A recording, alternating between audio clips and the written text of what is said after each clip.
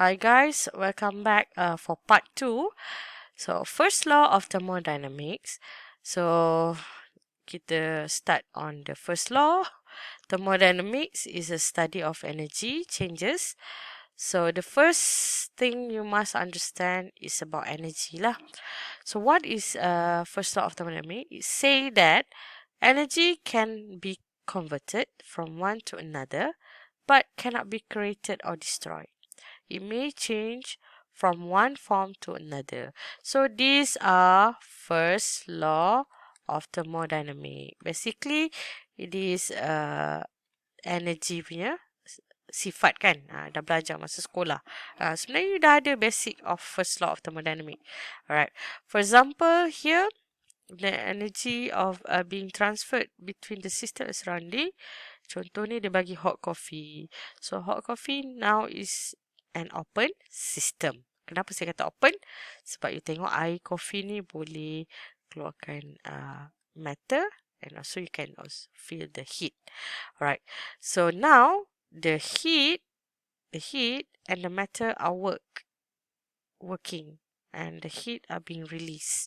So this energy of this coffee is now being transferred in the form of heat and also in the form of pergerakan of this matter.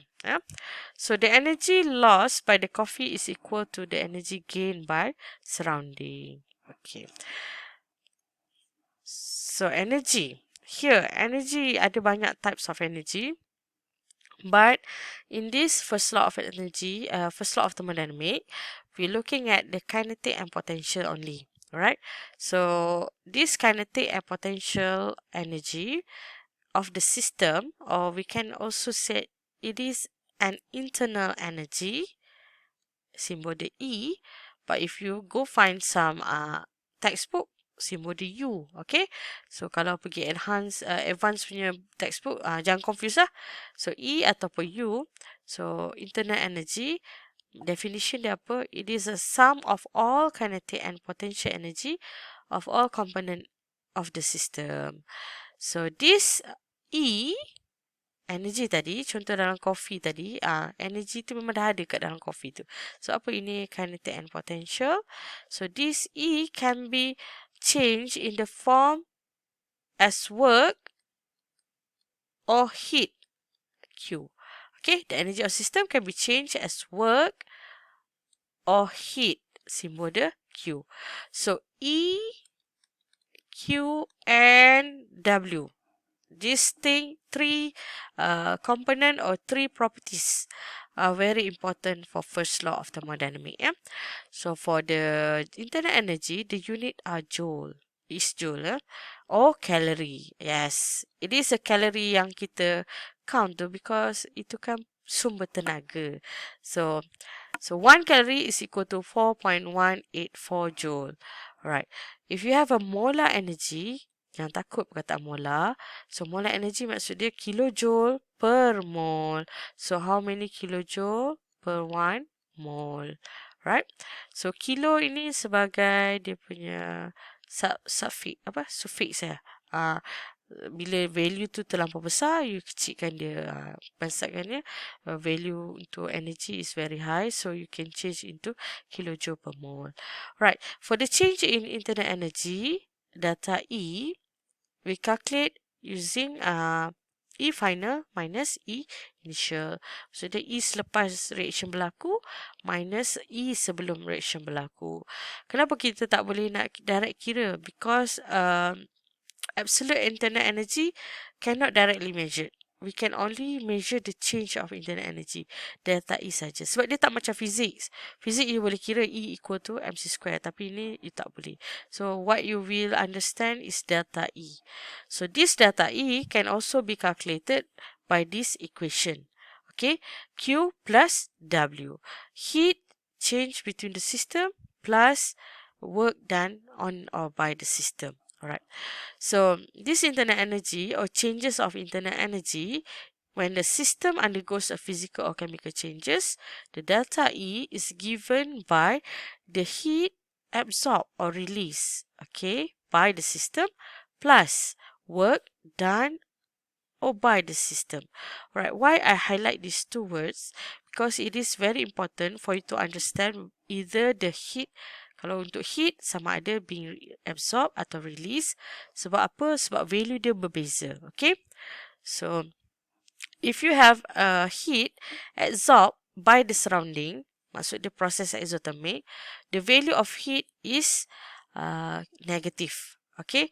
So, kalau absorbed by surrounding, maksud dia the system is now being released by the system. Alright. So, ini you boleh pegang salah satu lah, sama ada nak hafal yang absorb ataupun yang release untuk value. Contohlah, the system ni ada 100 joule. 100 joule. So, if the system release the heat to surrounding, okay, so dia akan keluarkan negative 100 joule sebab dia dah lost 100 joule. But if the heat is being absorbed by the system, so now contoh 100 joule juga masuk ke dalam sistem, so it become a positive 100 joule. Masuk ni maksud dia absorbed by the system. Now the surrounding are released the and heat into the system. So itu pentingnya you understand proses ni ya. Absorb by system or release by system. Either one lah you hafal ya. Sebab untuk tahu dia punya positive and negative signage ni. Alright. Same goes for the work. Okay, for the work pula, if the work done on the surrounding. Bila work done on surrounding, maksud dia siapa yang buat kerja? System buat kerja. Work done by system. Okay, by system. So, bila system buat kerja, so, dia akan lost work. So, negative value. Okay, contoh kalau dia buat kerja, negative 100 lah, dia hilang. Okay, but if the work done on the system, so, work done on the system maksud dia, the work done by surrounding. Surrounding buat kerja. So, bila surrounding buat kerja, dia becoming positive. Alright. So, positive value. So, this is example of exercise yang you kena fahamkan perkataan English tu ya. So, dalam kes ni, work done on the system. So, bila on the system, maksud dia surrounding buat kerja. So, dia positif lah. Sebab dia terima work daripada luar. So, positive. And then, which gives off 250 joule of heat. Alright. So, bila dia gives off, maksud dia release. So, it is a negative 200 joule. And then, you mesti make sure joule. Okay, kalau dia kilojoule, tukar dulu kepada joule. Right, and then, with this simple mathematical equation, masukkan saja, dapatlah jawapan. Alright, the next one is work. So, work here, dari segi definition, is a energy transfer between system and surrounding due to force acting through distance. Dia mesti bergerak kan. Mesti ada jarak. Boleh sama dengan FDZ. Physics. Right. But in this chemistry, kita tengok pada work done by the gas biasanya ya. So, gas bila dia buat kerja, dia buat expansion. So, bila perkataan expansion, it means the gas is being expand, bertambah, berkembang. And the forces that against it is atmospheric pressure. Yang dilawan tu adalah atmospheric pressure. So, atau any forces yang dia adalah, tekanan yang dia ada. So, the formula for work equal to negative P delta V. Delta V can be found by V final minus V initial. Kalau gas tu melakukan expansion daripada kecil ke besar, 1 liter to 3 liter, so you dapat delta V 2 liter. Darab pula dengan 1 ATM contoh atau 2 ATM. So, darab 2 ATM contoh. So, you dapat 4 liter dot ATM. Tapi, untuk work lah. Work equal to negative P, pressure, 2 darab dengan 2 liter. So, negative 4 liter ATM. So, work unit dia apa? Work unit dia adalah joule. Joule ya? Bukan liter dot ATM. So, you kena tukar liter dot ATM kepada joule. Bila dapat jawapan, it's not exactly your answer. So, tukar 1 liter ATM bersamaan dengan 101.3 joule. Alright. So, ini example soalan. So, you boleh pause, you boleh try buat. Dapat tak sama jawapan. Okay, yang bawah ni dia convertkan selepas dah dapat liter ATM, convert kepada joule. Okay, this is work that being done by ideal gas, kan? Ideal gas ni pun dah belajar masa part 1. PV equal to nRT. So, work equal to negative P delta V. So, P ni kita ganti dalam bentuk gas yang ideal. So, negative nRT per V delta V. And then, bila kita buat sedikit kamiran, kan? Adalah belajar matematik sikit. So, you dapatlah hasil akhir. Kalau gas tu adalah ideal, and also you have some mole of the gas, so you boleh pakai formula ni. So, macam mana nak tahu Miss nak pakai formula mana? Negative P delta V atau negative nRT ln V final tolak V initial. So, untuk kes ni, you tengok. If it is involve mole, so di dalam tu ada mole, berapa mole dia bagi. So, that one you must use this formula. You cannot simply use the other one, yeah? Alright. Next is heat. Heat symbol dia adalah Q. So, heat is the energy transfer between the system and surrounding due to temperature difference. Okay, heat ni dia special sikit. Okay, if there is no work is done, maksudnya bila work tak ada, work sama dengan kosong. Biasanya bila sistem tu dalam bekas yang tak berbeza, maksudnya delta V dia sama dengan kosong. Sebab kita tahu work sama dengan P delta V, kan? Bila delta V sama dengan kosong, of course work automatic jadi kosong, kan? Matematik.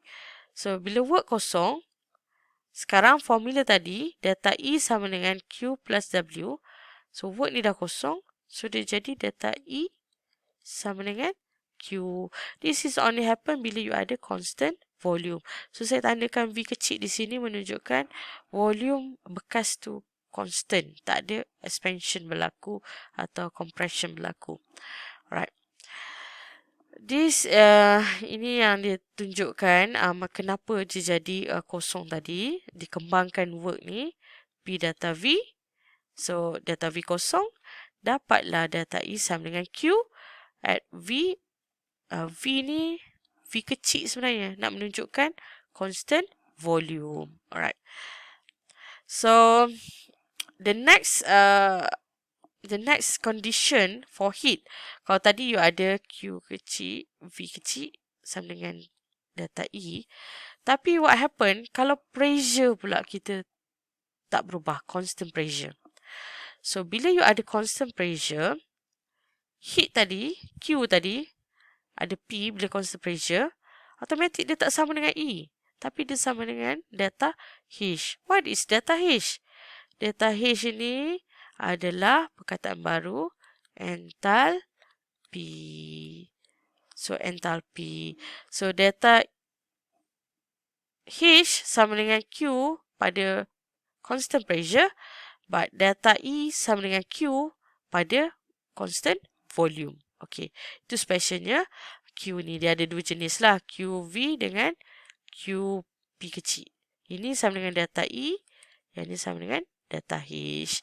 So, under this condition, kenapa dia jadi macam tu? Alright, kita akan tengok later on why it is equal to delta ni lah, pressure.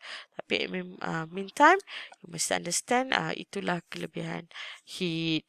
Heat ni macam mana kita ukur dia? Kita ukur dia bila dia ada perubahan suhu, kan? Panas, sejuk tu semua ni. Alright, so this is the summary that I've been told you about the heat tadi, QV dan juga QP. Alright. Itu sahaja untuk first law of thermodynamic. We're going to do some exercise on tutorial.